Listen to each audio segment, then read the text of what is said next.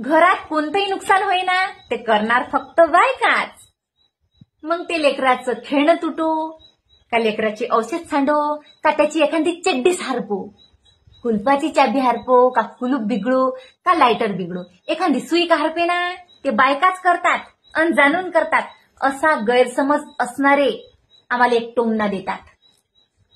तो म्हणजे तुले का कमावा लागते, तुले का बाहेर जा लागते, तुले का कोणाच्या हाताखाली काम करायला लागते, तुले काय माहित आहे बापा.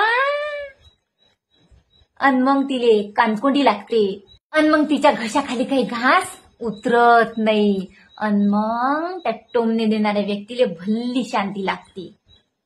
अन मग तिले वाटते का नेक्स्ट टाइम आपण हा टोमणा नाही ऐकाव. म्हणून ते या छोट्या छोट्या गोष्टीची भरपाई करण्यासाठी, ह्या सगळ्या गोष्टी लपवण्यासाठी तुमच्या खिशातले पैसे चोरते. उजागरीनं घेता येत नाही आणि सांगून काही तुम्ही ऐकत नाही का बा हे जाणून नाही केलं मी. हो, हे होय ते असली कारण. तुमच्या टोमण्यापायी चोरते ते पैसे. बायकोच्या पैसे चोरण्याचं हे असली कारण लक्षात ठेवा.